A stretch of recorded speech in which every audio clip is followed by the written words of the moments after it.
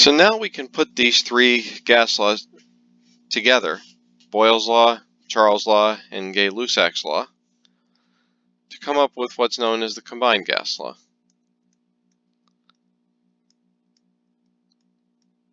So now we'll have still a constant number of moles, and we're looking at pressure, volume, and temperature. And so we get that P1 V1 over T1 is equal to P2 V2 over T2. But something to think about here that will also help you to remember your other gas laws.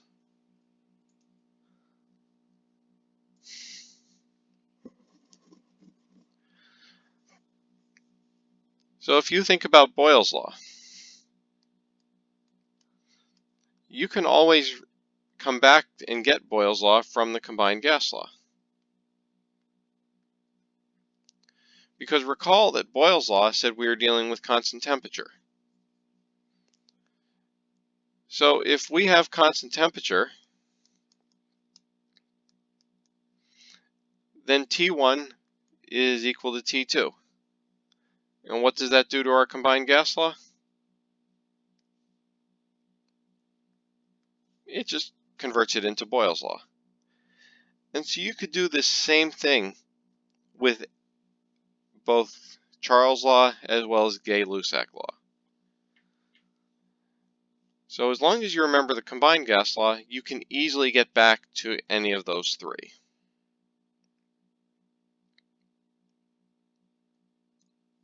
So let's try a practice problem here.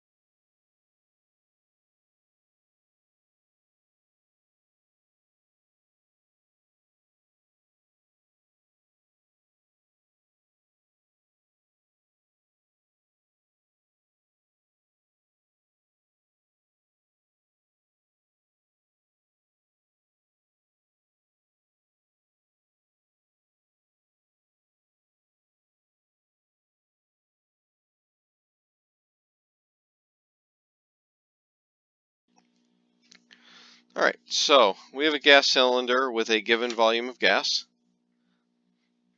and its pressure is changing and its temperature is also changing.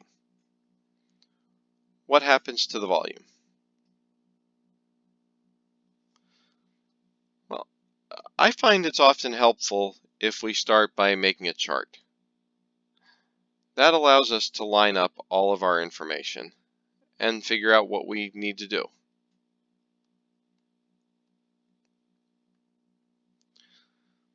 All right, so our initial pressure is 1.46 atmospheres. Our final pressure is 1.25 atmospheres.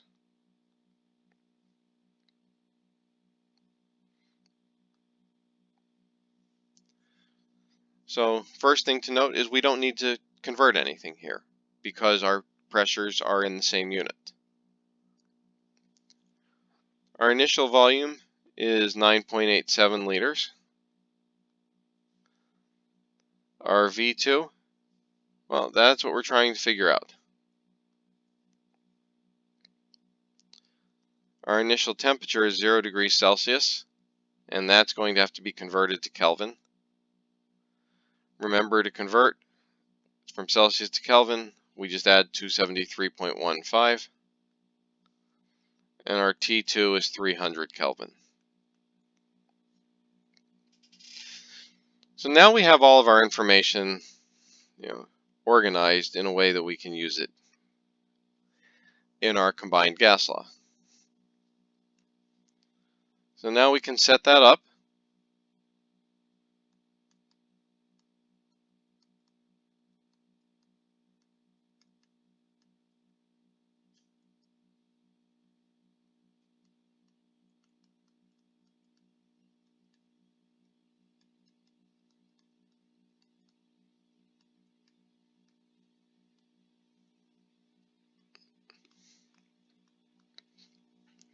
and solve for V2.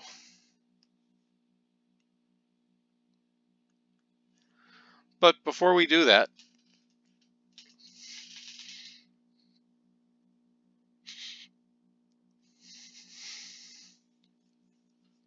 let's think about what we should get.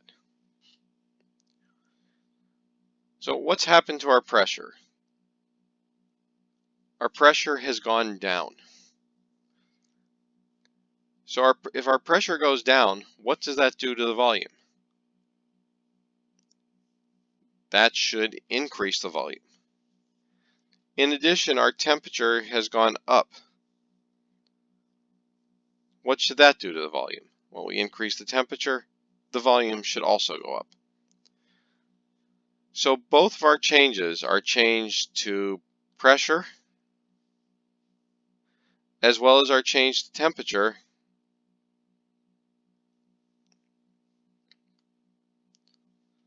both should result in an increase in the volume. And so if you do this calculation and you get that the volume's gone down, then you've made a math error in here somewhere. Because when we do calculate this, we get 12.7 liters.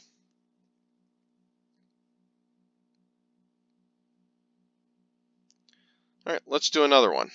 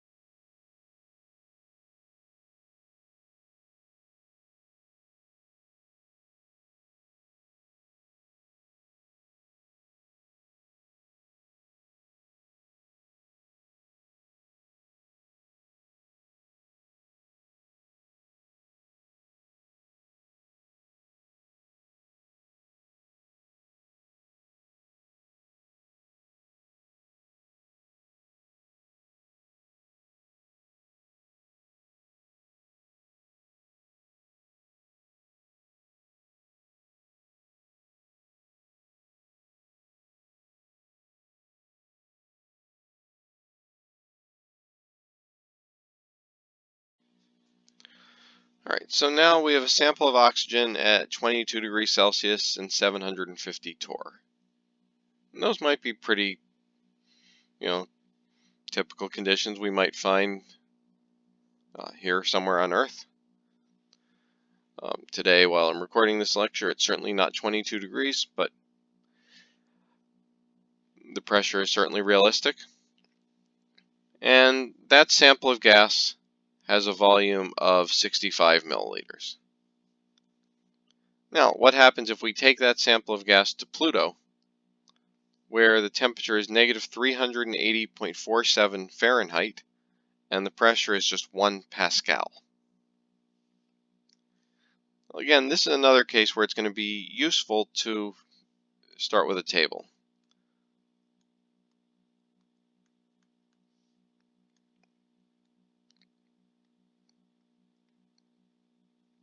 So our initial pressure, 750 torr. Initial volume is 65 milliliters.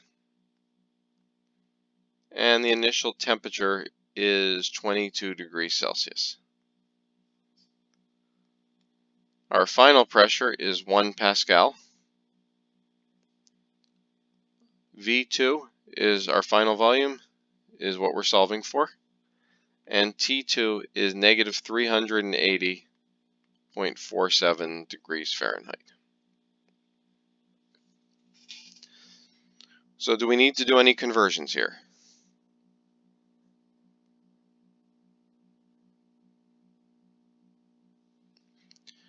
Well, we're clearly going to need to convert one of our pressures because our pressures are not in the same unit. And so we could convert our 750 torr into Pascal.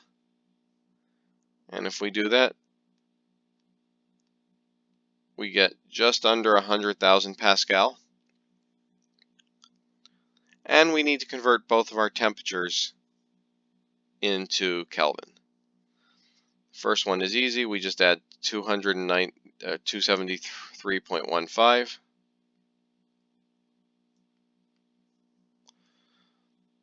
For the second one, though, we have two steps. We first have to convert Fahrenheit to Celsius.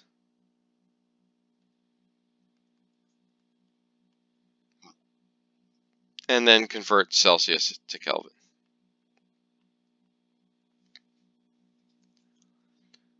So now we have everything set up in a way that will allow us to do our calculation. Let's ask our other question, though. Do we think the volume is going to go up or down before we do any calculations? Well, the pressure we can see is going way down. We were at 100,000 Pascal, now we're at 1 Pascal. So pressure decreases, volume goes up. But the temperature also decreases.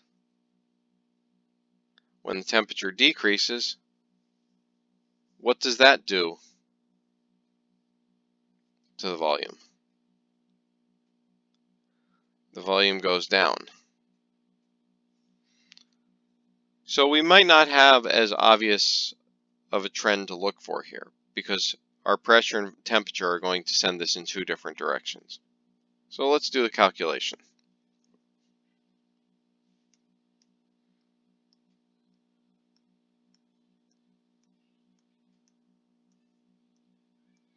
So the left side of our equation is going to be our starting conditions.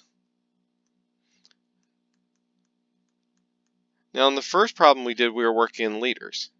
This one we're working in milliliters. Does it matter? Again, it doesn't matter. The only thing that's going to change is now the answer I'm going to get will be in milliliters.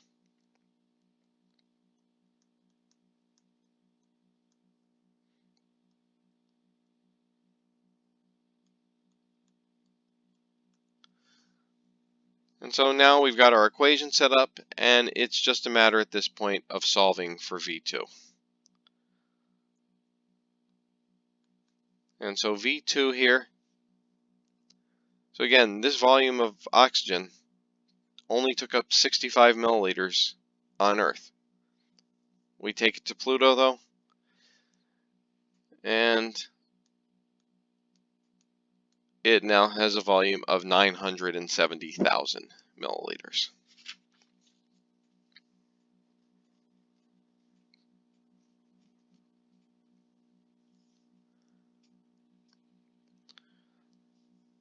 All right, our final gas law then in this section is what's called Avogadro's law. Now we have constant pressure and temperature. So we're looking at volume and number of moles. Now it should make sense that if the number of moles increase, that the volume increases. If you have more of a gas, then it should take up more space. So volume is directly proportional to number of moles. And you're used to this part by now. V equals Kn, or K is equal to V over N. And so the form of Avogadro's law we use is V1 over N1 is equal to V2 over N2.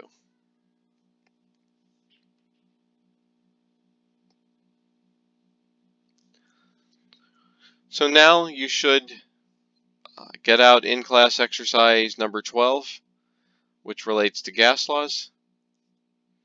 And you've got 5 problems there to start working through and get some practice with gas laws.